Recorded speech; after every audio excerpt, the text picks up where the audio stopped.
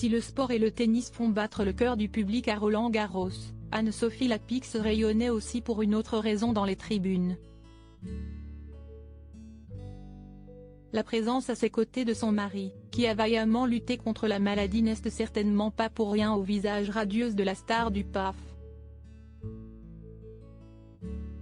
Novak Djokovic et le numéro 1 mondial Carlos Alcaraz, victorieux sur le même score ce dimanche 4 juin 2023, ne sont plus qu'à une victoire chacun de donner vie pour de bon à Roland-Garros à la demi-finale, choc anticipé dès le tirage au sort. Une journée palpitante sur la terre battue qui a provoqué l'enthousiasme dans les tribunes. Parmi les stars pairées dans le public, se distinguait un couple, celui formé par la star du journalisme et du PAF Anne-Sophie Lapix et son époux, l'homme d'affaires Arthur Sadoun. Il s'agissait en effet de la première apparition publique de celui qui a fait face au cancer.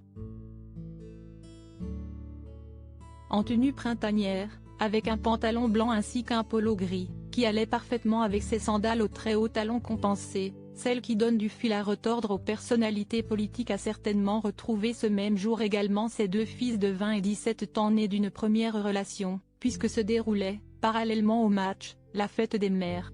Journaliste, épouse ou maman, l'amoureuse du Pays basque est une femme épanouie et rayonnante.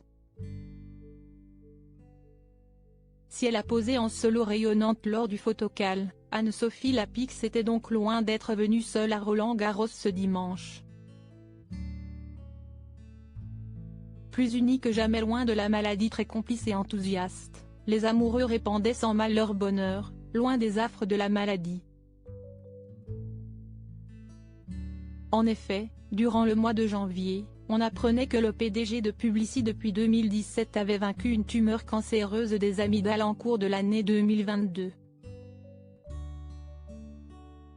Une maladie située au niveau de son cou qu'il a réussi à battre notamment grâce à un diagnostic précoce et des soins, faits de radiographie et de chimiothérapie à Paris, adaptés à son solide emploi du temps.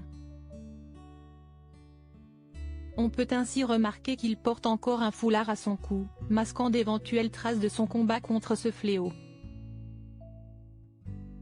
Très discrète sur sa vie privée, elle avait accepté d'aborder le sujet de son époux auprès de Télé Loisirs, et notamment sa décision courageuse d'aborder publiquement sa maladie, si est un combat que je trouve admirable.